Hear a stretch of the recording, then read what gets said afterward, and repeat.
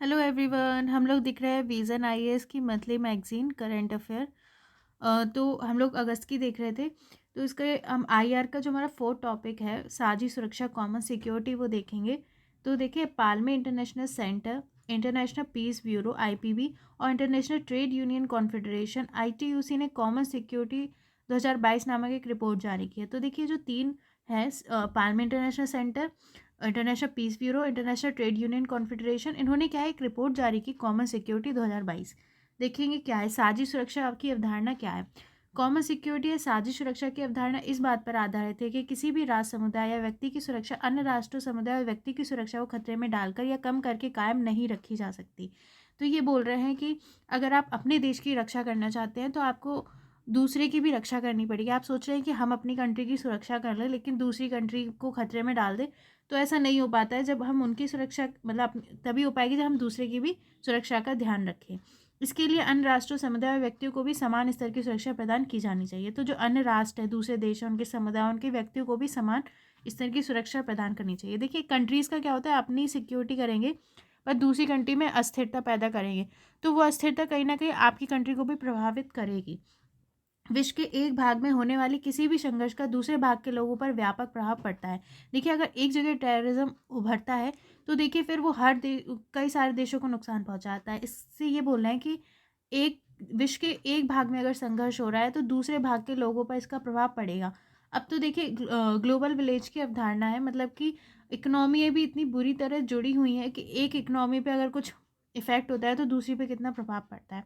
Ukraine या अफगानिस्तान में होने वाले संघर्ष का प्रभाव अन्य विकासशील देशों पर देखा जा सकता है। यह प्रभाव विशेष रूप से खाद्यान्न, उर्वरक और ईंधन की आपूर्ति पर दिखाई देता है। तो देखिए जो यूक्रेन है या अफगानिस्तान है, उनमें आप देख सकते हैं अभी संघर्ष चल रहा है। तो इससे क्या हुआ कि इसका प्रभाव अन्य विकासशील देशों में भी देखा गया। जैसे कि देखिए खाद्यान्न मतलब फूड महंगा हो गया, ठीक है, उर्वरक, ईंधन, इनकी आपूर्ति पे भी प्रभाव पड़ा, ठीक है, महंगाई भी बढ़ गई, बहुत सारे इफेक्ट पड़ा। साझी सुरक्षा की अवधारणा सुरक्षा के संकुचित पारंपरिक और वास्तविक दृष्टिकोण से परे है, ठीक है। तो अगर साझी सुरक्षा की जो अवधारणा कह रहे हैं वो कह रहे हैं सुरक्षा के जो संकुचित पारंपरिक और वास्तविक दृष्टिकोण है कि मतलब हमें अपनी सुरक्षा करनी है, मतलब उससे अलग है। हम अगर जब दूसरे की करेंगे तभी अपनी कर पाएंगे। यहाँ पे बता रहे हैं सुरक्षा का पारंपरिक विचार बाहरी खतरों हमलों के खिलाफ राज्य की सुरक्षा या रक्षा करना था। तो देखिए जब सिक्योरिटी का जो पारंपरिक पुराना विचार था उसमें क्या था कि अगर हम बाहरी खतरे हमलों से हमें अपने राज्य की रक्षा करनी है। साझी सुरक्षा की अवधारणा अहिंसक दृष्टिकोण के बारे में है। यह सुरक्षित होने की सार्वभौमिक आवश्यकता से जुड़ी है।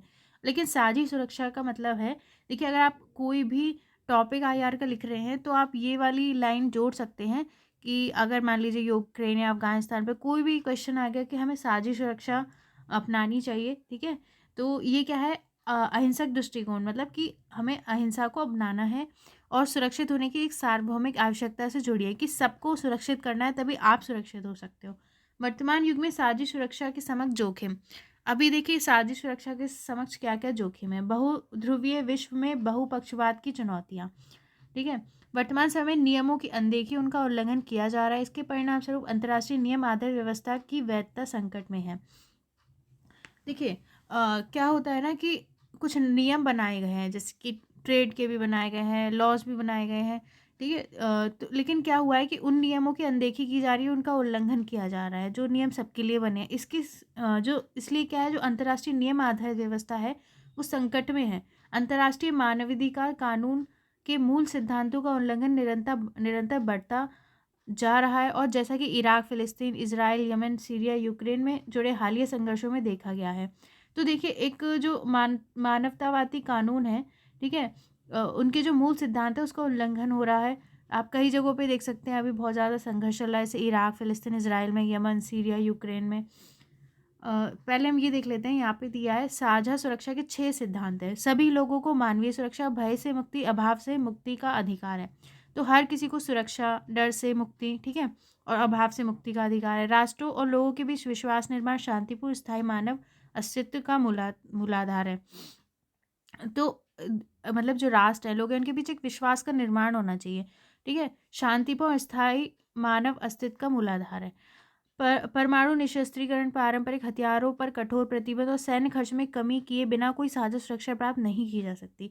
तो देखिए परमाणु निरस्त्रीकरण होना चाहिए, क्योंकि देखिए डर होता है अगर जिन जिनके पास परमाणु हथियार है उनसे, वो अपना ज़्यादा धौंस दिखाते हैं। वो कंट्रीज़ जो पारंपरिक हथियार है उन पर कठोर प्रतिबंध, सैन्य खर्च में कमी के बिना ही बोला है सारी सुरक्षा प्राप्त नहीं की जा सकती। वैश्विक और क्षेत्रीय सहयोग, बहुपक्षवाद तथा विधि का शासन विश्व की कई चुनौतियों से निपटने के लिए महत्वपूर्ण है। ठीक है, एक सहयोग होना चाहिए कंट्रीज़ में। बहुपक्षवाद मतलब ध्रुवीकरण नहीं होना चाहिए, मतलब एक कंट्री का नहीं, मतलब सबका पक्ष देखा जाए, है ना। विधि का शासन हो, ये सब होना चाहिए। विवादों को सुलझाने के लिए आक्रमण और सैन्य बल के प्रयोग के स्थान पर वार्ता, युद्ध की रोकथाम और विश्वास बहाली को अपनाया जाना चाहिए। ठीक है।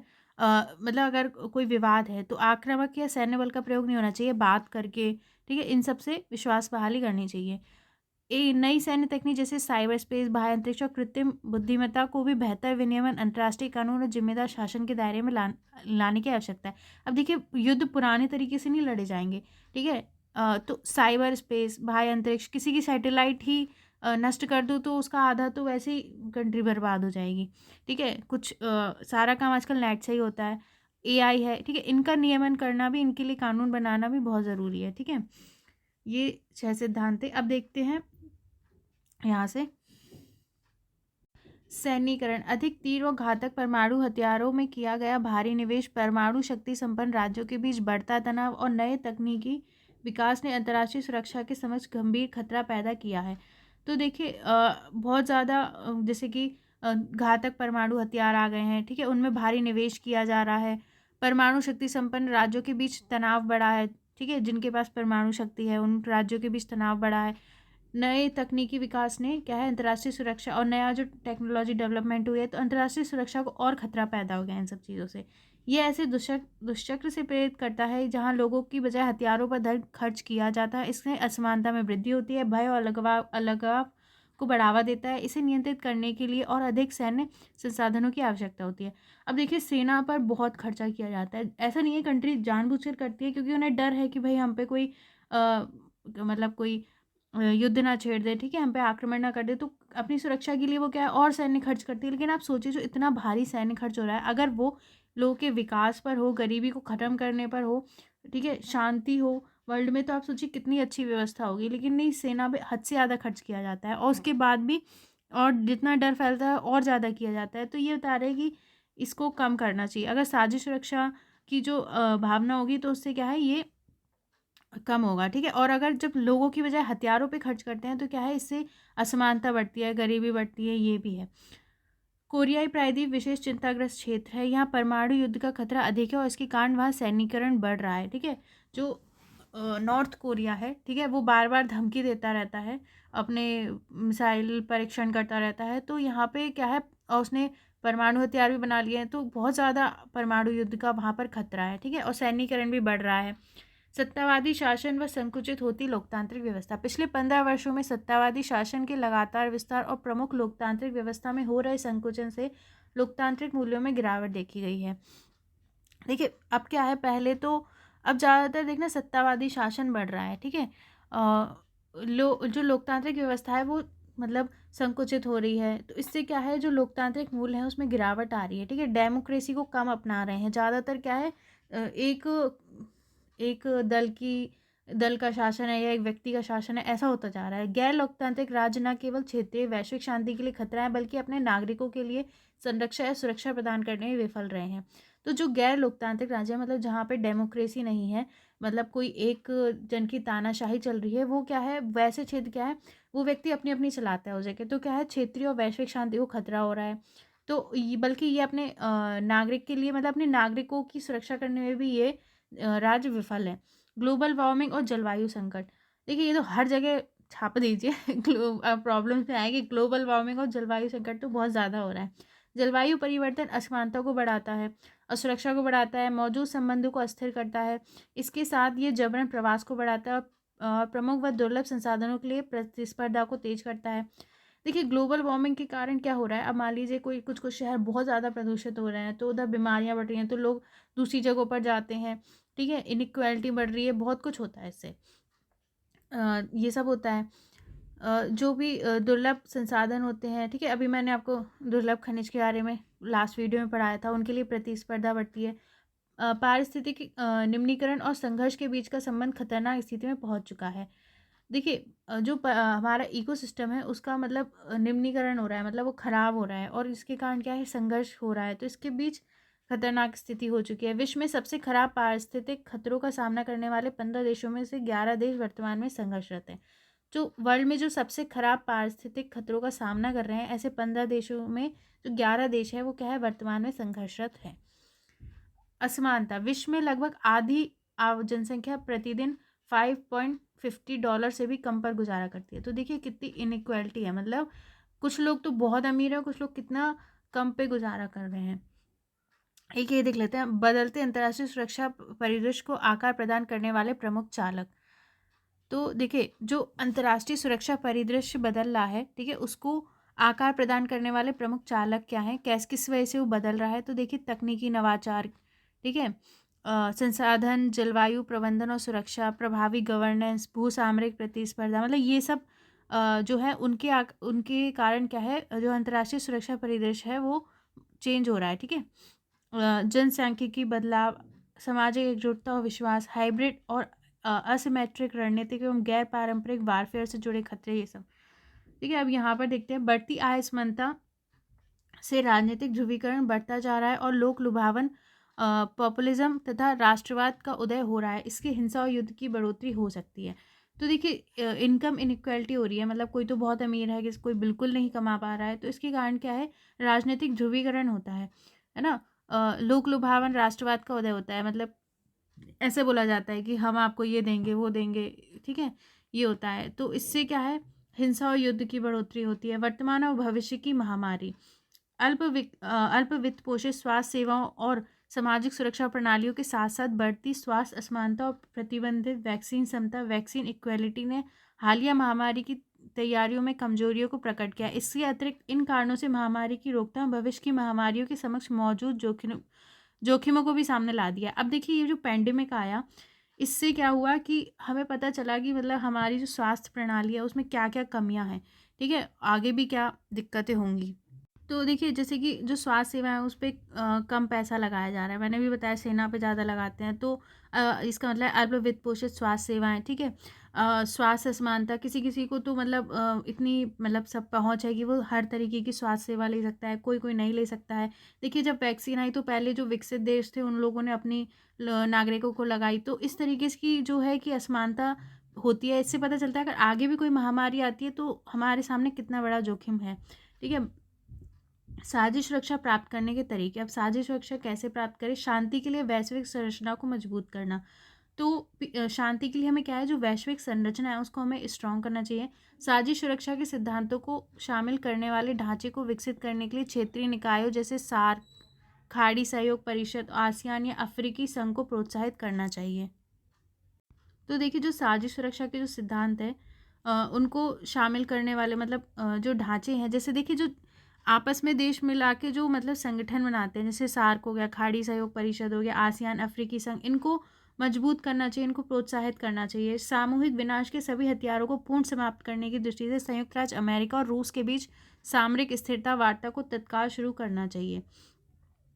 देखिए जो सामूहिक विनाश के हथियार है जो विकसित देशों ने बना रखे हैं, इनको समाप्त करने के लिए जैसे कि यूएसए है, रूस है, उनके बीच क्या है, सामरिक स्थिरता वार्ता होनी चाहिए, मतलब आपस में बातचीत होनी चाहिए। इसके अलावा संयुक्त राज्य अमेरिका और चीन के बीच भी सामरिक वार्ता की बहाली की जानी चाहिए। तो यूएसए, चाइना, इनके बीच भी क्या है, सामरिक वार्ता होनी चाहिए।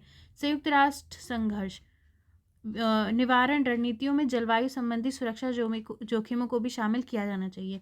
तो जो संयुक्त राष्ट्र संघर्ष निवारण रणनीति है उसमें क्या है, जलवायु संबंधी सुरक्षा जोखिम है उसको भी शामिल करना चाहिए। निशस्त्रीकरण के को विकास से जोड़ना, शांतिपूर्ण उद्देश्यों के लिए परमाणु उपकरणों विशेषज्ञता का उपयोग करने के लिए अभिनव तरीके खोजने की जरूरत है।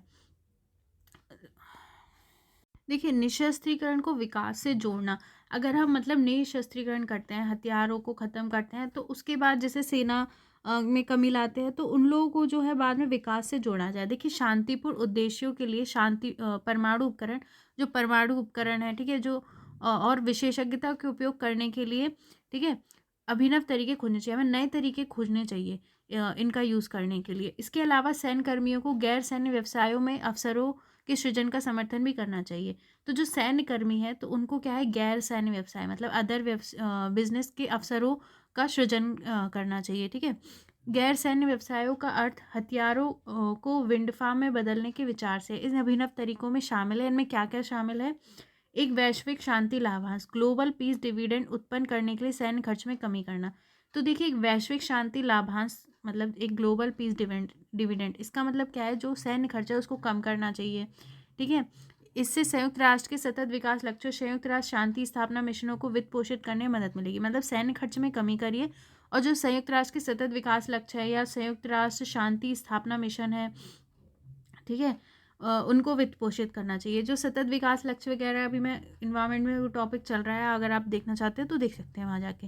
साथ ही जलवायु के अनुकूल रोजगारों के उचित अंगीकरण में भी सहायता प्राप्त होगी। ठीक है, और जलवायु के अनुकूल रोजगार जो होते हैं उनको प्रमोट करना चाहिए। ठीक है, सैन्य सेवा के विकल्प के रूप में सिविल सेवा विकल्प बनाकर सैन्य कर्मियों पर होने वाले खर्च को कम करना। ठीक है, जो सैन्य सेवा के विकल्प होते हैं सैन्य सेवा में जाने के लिए, उसको क्या है, सिविल सेवा में के विकल्प बनाने चाहिए। ठीक है, इससे क्या है, सैन्य कर्मियों पर होने वाले खर्च को में कमी आएगी। परमाणु हथियारों के नियंत्रण और निशस्त्रीकरण को पुनर्जीवित करना। ठीक है, जो परमाणु हथियार है उनके नियंत्रण और मतलब उनका नियंत्रण करना बहुत ज़रूरी है, उनका निशस्त्रीकरण बहुत मतलब उनको कम करना ज़रूरी है एक तरीके से। विशेष रूप से परमाणु हथियारों और उनकी वितरण प्रणालियों के संबंध में हथियार नियंत्रण संधियों को बहाल किया जाना चाहिए। उदाहरण के लिए intermediate range nuclear forces treaty. देखिए, विशेष रूप से परमाणु हथियारों और उनके वितरण प्रणालियों के संबंध में हथियार नियंत्रण संधियों को बहाल किया जाना चाहिए। जो परमाणु हथियार है, ठीक है, उनका वितरण मतलब जो किया जाता है, ठीक है, तो इस जो देश ये करते हैं वो आपस में क्या है, हथियार नियंत्रण संधियां बनाए। ठीक है, हथियारों को नियंत्रित करें। उदाहरण के लिए क्या है, जैसे कि एक है intermediate range nuclear forces treaty, INF है। परमाणु परीक्षण करने वाले देशों द्वारा विशेष रूप से स्थानीय समुदाय को तत्काल पीड़ित सहायता और स्थानीय पर्यावरणीय उपचार प्रदान करना। जहाँ पे परमाणु हथियार के परीक्षण होते हैं वह उस स्थान को बहुत नुकसान पहुँचता है। ठीक है, वो रेडियो एक्टिव हो जाता है बहुत सालों तक के लिए वो क्षेत्र, तो उस जगह को क्या है, अगर वो देशों को पीड़ित सहायता देनी चाहिए और क्या है, पर्यावरणीय उपचार करना चाहिए। नई सैन्य प्रौद्योगिकी और बाह्य अंतरिक्ष हथियारों का विनियमन। ठीक है, जो नई सैन्य टेक्नोलॉजी आ रही है और जो बाह्य अंतरिक्ष के हथियार हैं उनको विनियमन करना, उनको रेगुलेट करना। कैसे? पारंपरिक परमाणु हथियार कमान और नियंत्रित प्रणालियों से अलग परमाणु कमान और नियंत्रण प्रणालियों पर होने वाले साइबर हमलों पर प्रतिबंध लगाना चाहिए। देखिए, जो पारंपरिक परमाणु हथियार कमान और नियंत्रण प्रणाली है उससे अलग जो परमाणु कमान और नियंत्रण प्रणालियों पर जो साइबर हमले होते हैं उन पर प्रतिबंध लगाना चाहिए। मतलब इन पर अगर साइबर हमले होते हैं, जो हमारे न्यूक्लियर वेपन्स हैं, ठीक है, उनको कंट्रोल करने के लिए जो प्रणाली है, सिस्टम है, अगर उस पर साइबर हमले होंगे तो बहुत खतरनाक हो जाएगा, तो उनको बैन करना। मानव के हथियारों और सशस्त्र संघर्ष पर नियंत्रण को सुनिश्चित करने के लिए स्वायत्त हथियार प्रणालियों को प्रतिबंधित करना चाहिए। देखिए, मानव के हथियारों जैसे कि कोई बम लगा लेता है, ठीक है, ये सब, और जो सशस्त्र संघर्ष होते हैं, ठीक है, उनको नियंत्रित सुनिश्चित करने के लिए क्या है, स्वायत्त हथियार प्रणालियों को प्रतिबंधित करना चाहिए। जो स्वायत्त हथियार प्रणालियां हैं उनको बैन करना चाहिए। बाह्य अंतरिक्ष संधि को मजबूत करने और इस क्षेत्र से अधिक सैनिकरण को रोकने के लिए उत्तरदायी स्पेस गवर्नेंस की एक नई संस्कृति स्थापित करनी चाहिए।